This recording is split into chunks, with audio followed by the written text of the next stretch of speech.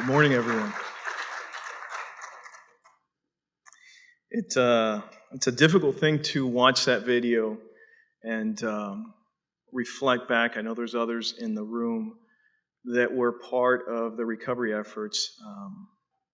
When these things happen, these things don't happen, and there's not one person that comes to the table to fix it. It's an army, and I want to give you a unique perspective today. I think a little bit back at my career and some of the things I've been able to see, and I think one of the things I've tried to do throughout this journey is to share with as many people as I can, not only what I've been able to witness, but hopefully leave you with some things, some tools, some actions that will have an impact.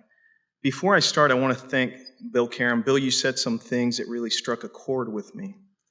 You said, this is all about stepping out of your comfort zone, and I can't agree more.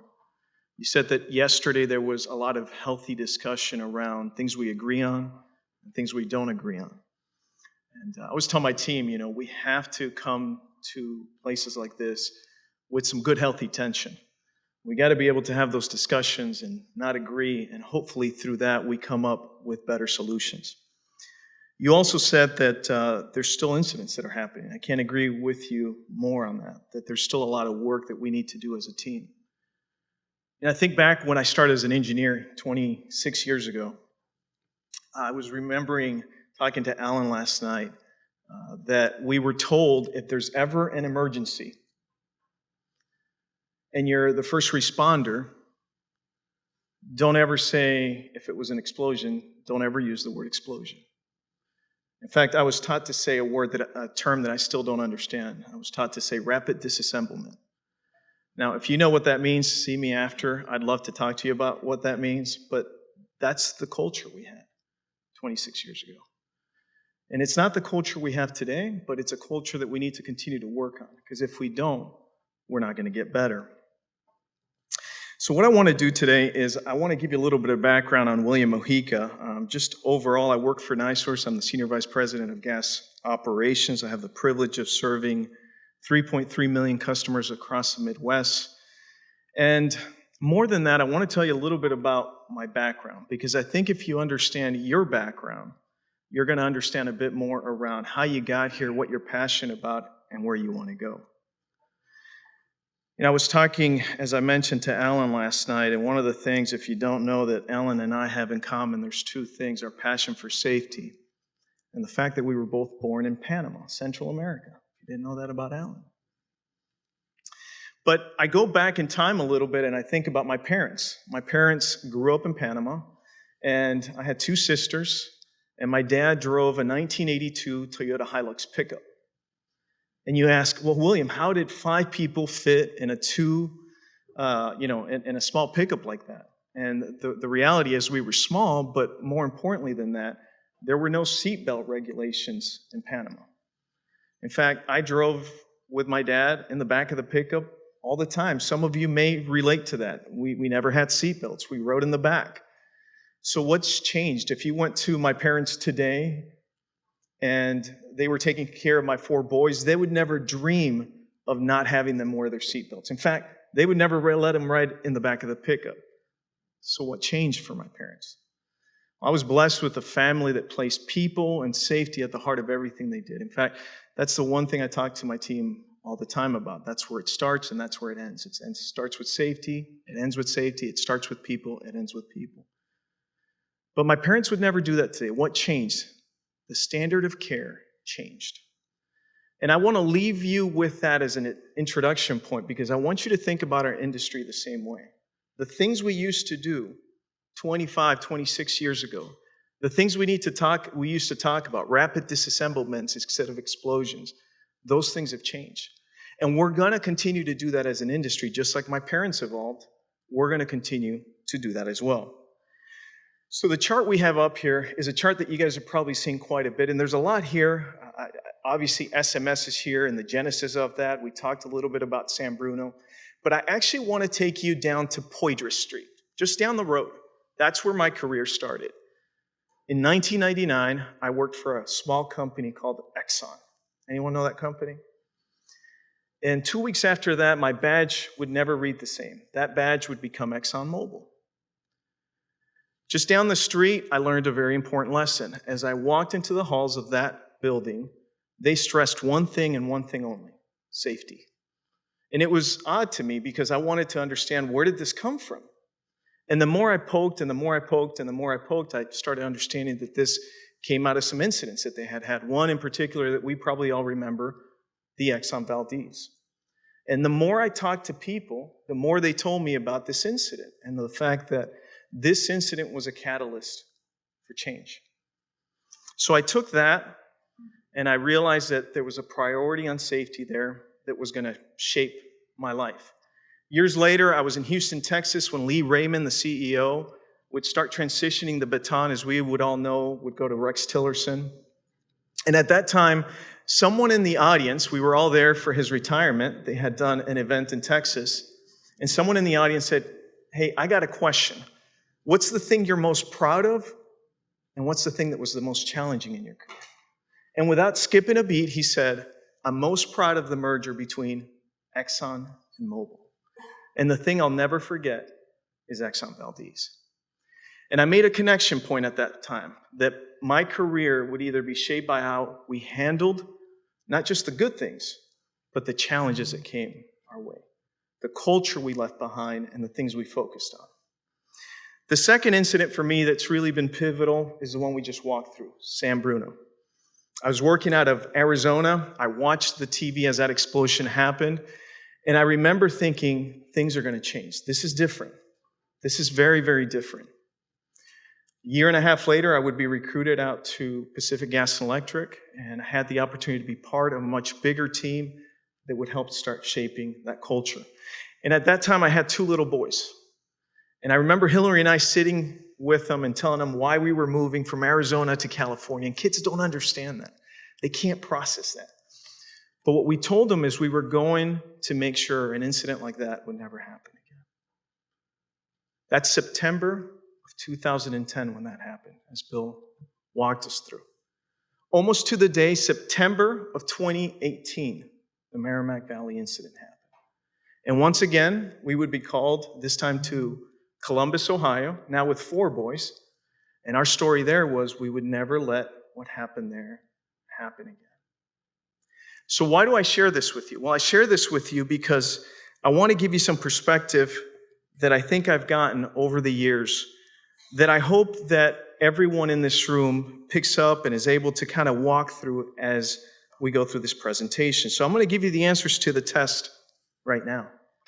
I'm going to leave you with 3 things that I'm going to come back to at the very end. I want to leave you with that there's nothing more important than people and safety.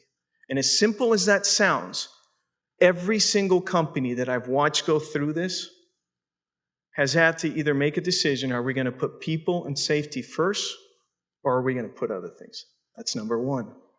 Number 2, I want to leave you with the fact that there's only 3 types of companies. I'd love to sit down with you afterwards if you think there's a 4th. Number 1 type of company: you've had your incident and you learned. Company number 2, you've had your incident and you haven't learned. And they're probably writing books about you. Company number 3, you haven't had your incident yet. And I hope you're sitting here today and you're making that process go through your mind and through your heart and understanding, where am I? Am I leading as a leader that thinks this is never going to happen to me? Am I leading as a leader that's had an incident, but I know we haven't learned? Or do I feel confident that we've learned and we're a learning culture? And the last thing I want to leave you is, we talk a lot about SMS, but I want to challenge us all. I want to have a call to action at the end around SMS. So I'm going to go quickly through this. I want to leave with you guys something that was left with me a long time ago. And that was the fact that our doors have always been open, whether it was when I worked at Pacific Gas and Electric or when I worked at NiSource. If there's anything I can do, my information is obviously on the app. I'd love to talk to you more about this, but I'm going to go very quickly. So these are the 4 steps that I've learned throughout my career. Step number 1, It's the year of discovery. And I say that very intentionally. So many companies try to rush through this. I would challenge you that this is not the recipe only for recovery. In fact, I would challenge you that beyond the recipe of discovery, you got to be looking at it as a company. And you got to understand that these steps that I'm walking through today are also the recipe for prevention. The year of discovery is all about 2 ears and 1 mouth, as a great mentor of mine told me. It's about listening more than speaking. It's about understanding the things that were left behind, the things that were foundational to making sure a company ran safely that had been forgotten for so long. It's about validating and understanding risk. I had a great discussion with Mr. Hall today around, do you really know your risks? What's important? Have you quantified those risks? Or are you just letting the loudest voice in the room at your company make the decisions around where you're going to spend your dollars? Or are you taking the time to torture the data until it speaks? That's year 1. It's learning from the outside. You know, this took me from the highly confined walls of the Diablo Canyon nuclear facility to Seattle, Washington, where we visited Alaska Airlines, who had just put a plane down in the Gulf of California. We went and we learned and we listened for a very, very long time. We listened to our employees. We started a program that was called CAP, Corrective Action Program. It was something that we had stolen without shame from the nuclear industry and then learned from Alaska Airlines, who was doing it really well. And we tweaked and improved and tried bringing that to life. It was leveraging the people that knew more than us. And it was understanding what good looked like. Step number 2, and as I often say, year number 2. Now, William, why do you say that? Well, oftentimes what we try to do is we try to rush through this. We want to quickly understand what happened. We want to put a beautiful report together and we want to hand it out and we want to start going to work. The reality is you need time to understand what happened. So that by the time you get to year number 2, those promises you made are actually coming to life. This is the year where we implement detection and mitigation strategies. It's the year where we do causal evaluations and try to learn from those mistakes. We have formal processes for management of change. We don't just look at change management, but we understand before that change happens, how should we be handling it? And we get to work. It's a time when your employees don't trust you, but if you can start getting some things done, they'll start little by little increasing that trust. Step number 3, it's committing to excellence. How can one commit to excellence if you haven't discovered what you need to fix?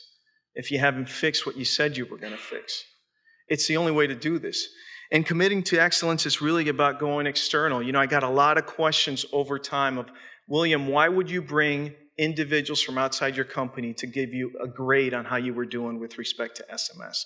Well, the reality is we get so encapsulated on fixing the problem that we often forget what we've missed. So we brought industry experts.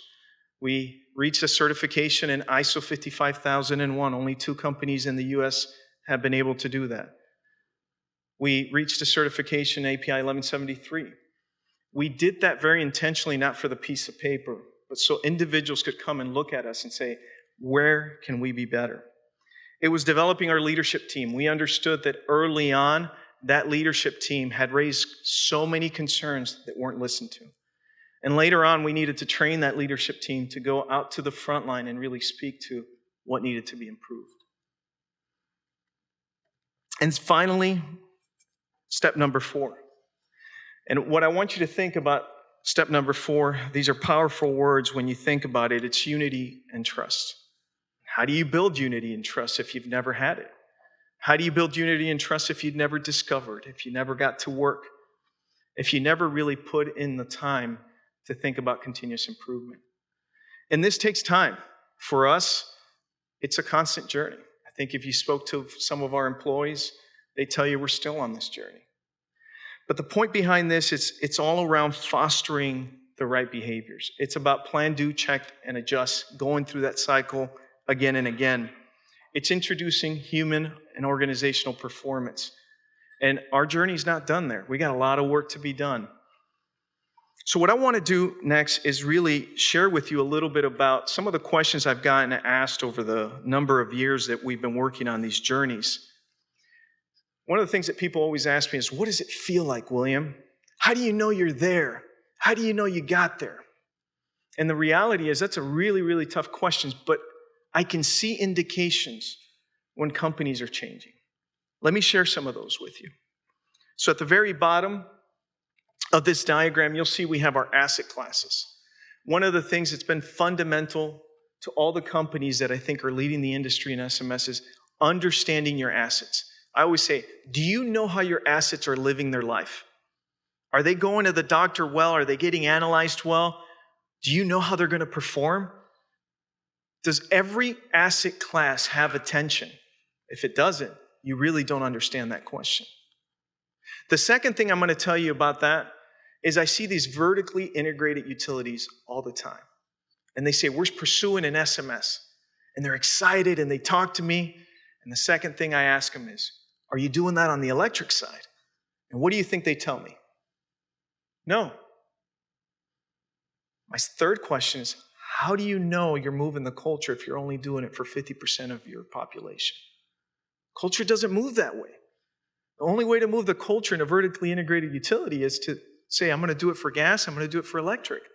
Because you move the culture in that manner. That's very important. I want to take you to the top right. That's our core four. It's really simple. I hope you guys can remember this. Follow your process and procedures. Show up every single day, follow your process and procedures. This is what we tell our field personnel. Number 2, report any risks you see. Number 3, if you see a procedure and it doesn't look great, we want you to follow it, but tell us it's not working. And the last one is ask what could go wrong. Let me tell you what that looks like. That means that every single employee shows up to that job site every single day and asks what could go wrong, how bad could it be, how often could it happen, what controls do I have in place, and what additional controls do I need. I'll summarize by the triangle that's there on the bottom right, and that triangle really emphasizes how we explained SMS. We didn't go through 10 elements. We didn't go through all the different parts of those elements. We did something very simple. We told our employees it's 3 things. It's process safety, it's asset management, and it all comes together through our culture. Now, I didn't invent that. I got to give a lot of credit to Pacific Gas and Electric. They helped us through that journey. You would see the same diagram if you were with them. But I think it goes back to the strategy of making sure that we're all helping each other and lifting each other up. So why does safety matter? Why does it matter to the public and to the industry? Well, the reality is they expect nothing less. We have a responsibility to do that.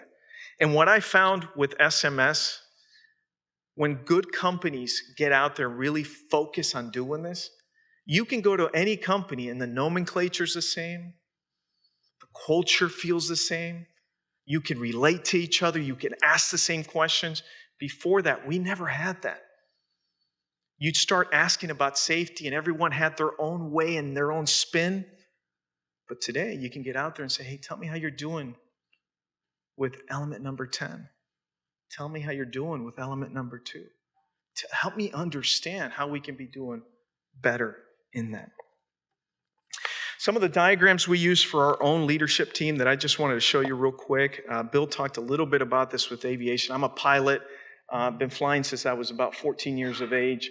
And the graph on the top is what we used through our visual roadmaps that we did with our employees. And I love this because the first stretch of that drop, that's aviation incidents over time, is if you think about those incidents, the first stretch of that was modernization of just airplanes themselves. If you've ever been to an airplane, I fly an old Cessna 140 tail dragger. It's from the 1940s. People always ask me, how do you get in that thing? I go, have you seen it? The engine's been gone through with a fine-tooth comb. It's got modern avionics. That's a lot of what you see there. That's what improved safety. The second stent that reduced that was SMS. And we've seen that time and time again throughout the industry. And I think those are some of the things that our employees need to see as we're going through that journey and explaining it. So what does 1173 do for the industry? Well, I think I would argue that there's a variety of different things. I think it's tailored to us. We got together, I know Sean Lyons in other sessions has talked quite a bit about this. It's a foundation for stakeholder input. It takes a lot of what we're doing as an industry. It's a framework that allows for updates. The next revision to 1173 will be coming out in 26, hopefully. Had a discussion with API yesterday on that. It's a catalyst for cultural change, and it's also advocacy so that we can instill that trust that's so important. The other thing I wanted to do is I want to give you a little bit of an insight of what it feels like when you walk the halls of a company that's working on a safety management system. What are some of the things that you hear? And I'm just going to put 4 up here, but I want to walk you through those. You have individuals that say, we found it before it found us.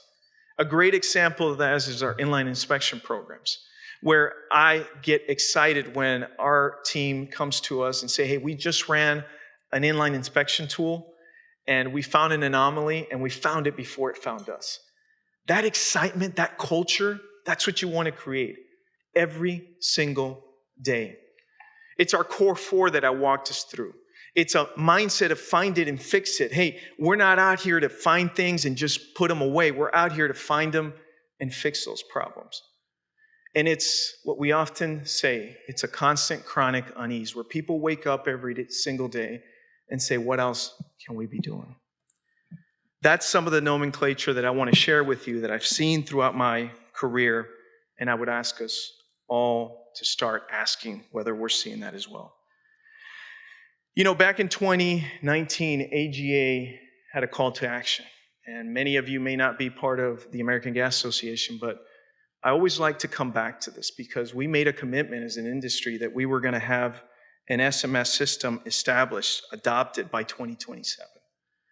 And really what I want to do here is I want you to ask a question and internalize it. Has your company made that commitment? Have you taken this seriously? Are you challenging yourselves every single day, and are you challenging your employees to be driving this? We made a commitment, and I would tell you it's much more than a commitment. It's how we should be running this industry. So in conclusion, I want to leave you with just a few things. Today, what do we look like as a company? Today, when I go and visit other companies, what do they look like? Well, there's an emphasis on continuous improvement. You'll pick that out right away. You'll see that they've done something and you know that they're better than you at that, but they're still making it better. That's what you see. You see that they're sharing and they have transparency. 2 days ago, I was at NARUC, which is an organization that brings all the commissioners together. And a buddy of mine who's a CEO at another gas company and I were talking, and I just was picking his brain. And I was saying, hey, I'm having a little bit of a thought on something I want to change. I think you've done some of this. Can you help me out? And he said, done. In less than an hour, he had called his people. They were calling my people. And he was saying, hey, come over to my office. I'd love to introduce you to them. That's what good looks like. It's knowledge sharing. It's that we haven't stopped going out and visiting. I told you we visited Alaska Air. I had the opportunity to visit Delta Airlines. It's constantly going out and not just looking at the pipeline industry, but looking at who's doing it better. It's data-driven solutions. It's torturing that data until it speaks. And in conclusion, I want to leave you with where we started. I want to ask you 3 questions. Are you placing people and safety at the heart of everything you do? Do they know that? Do they know that every financial decision you make will always put people and safety first? Or do they doubt that? Number 2, there's only 3 types of companies. You've had your incident and you learned. You had your incident and you haven't learned. Or you haven't had your incident yet. And wherever you're at within those 3, I want you to challenge yourselves that there's really only 2 places you can be. You can either be the company that learned or be the company that today starts making changes so that incident never happens. And last, are you driving a culture of safety management? Or does it just look pretty on paper? I want to leave that call to action, that if you haven't made that commitment, to continue to work through that and continue to drive it. Thank you all so much. Bill, if there's a little bit of time for questions, thank you.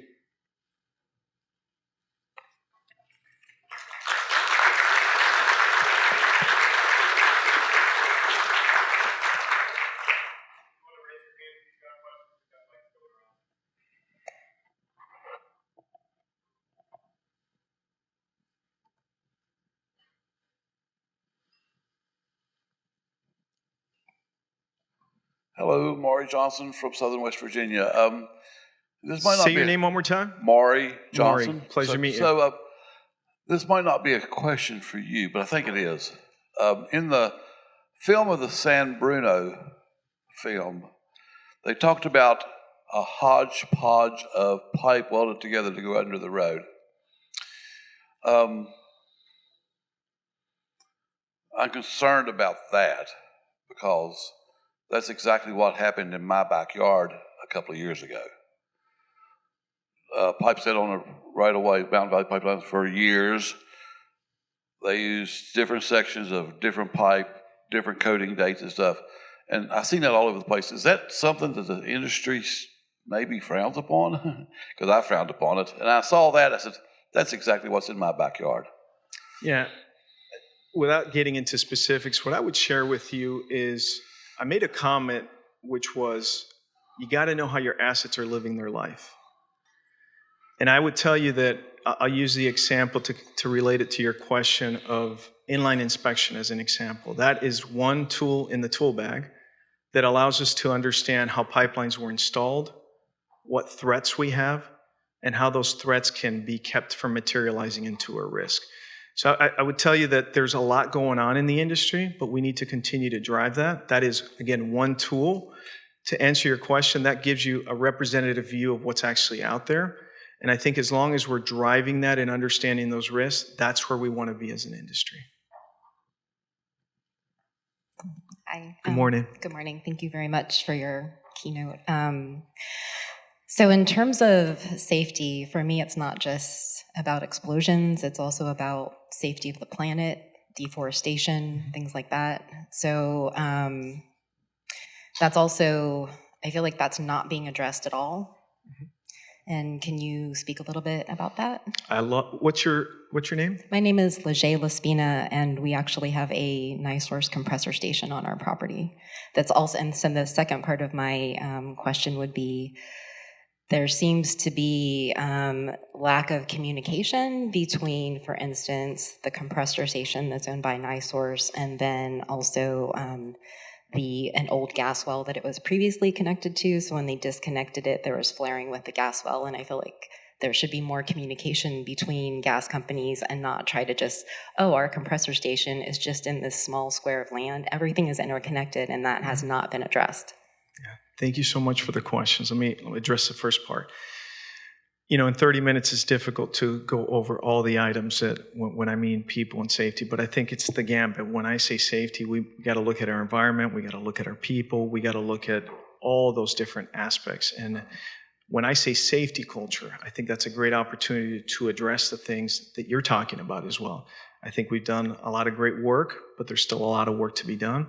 And I'll give you a great example of that, right? At NiSource, we've taken it upon ourselves over the last few years to increase our number of ring-down spectroscopy units, which are leak survey units, to reduce, our emissions and things like that. We've done a lot of work with our communities. So very narrow how we talked about it today, but I would tell you that there's a lot of work around that, and I agree with you. When we think about safety, we need to think about safety much broader than that. With respect to your specific questions to NiSource, love to get with you afterwards. Maybe I can learn a little bit more, and then we can go from there, okay? Thank you. Appreciate it. Please. Just a question for you and just an observation. Like we were just mentioning, the video mentioned that the release at San Bruno was 90 minutes before they could get it shut off. Yesterday's first presenter mentioned Pifer Alpha, that was the cause of that meltdown and fire at that offshore platform. And one of the big outcomes was the need for emergency isolation valves. Mm-hmm. And it makes me think about an initiative I was part of in 1995. That's a few years ago, to install hundreds of emergency isolation valves in a refinery in Riyadh, Saudi Arabia. And so, and in my experience was that these isolation valves, it's not rocket science. We talk about it a lot, about remotely operated, automated valves to shut things down. It's not that hard. I spent big part of my career developing systems to improve the reliability of these shutdown valves. But yet it's a leading problem. We had a fire in Houston a few months ago where it was days before they could isolate the source of gas that was fueling that fire. So it's just this reoccurring issue that it just seems we all know what it is, and we all know the answers to the problem, and it's money. And it must come down to the claims. The lawyers look at the claims, and the insurance companies pay the claims, and everybody's okay with that, because this is a solvable problem. Automated block valves. They've been around forever. So this is just an observation. And all of this SMS, we're talking about it and working on it and improving on it, and nothing happens. And the next issue, this lady brought up that she's got this compressor station in her backyard with fugitive emissions. She's got gas. She's got off gas that's coming out of these wells and out of this pipe. Some of it's being flared, some of it's not. She's concerned about it. I went through months of work with a company in San Francisco and Hawthorne, California, that developed a technique for taking stranded gas, stranded well off gas, running it through a catalyst, and out the other end comes burnable fuel you can put in your pickup truck. It's doable, but it's not profitable. So, and that's OCM. Anybody that knows that process, it's been around for years. They've worked on it. They've got it. It's available. But we're not using it. We're allowing gas to be flared or just, vented, and that's acceptable. And until the government steps in, or the regulators, or just society in general says we're not going to put up with that, and there's enough penalty put on it that makes the technologies profitable, it's just going to continue. But so just an observation, there's a Appreciate couple. that. Isolation valves, it's doable. And recovering stranded gas, off gas, there's numerous ways to handle it. It costs money. I appreciate it. And I know there's a lot of work to be done in that area. Appreciate those suggestions. I know that there's been very innovative tools we've used, but always important to bring those items up. So thank you. Appreciate that.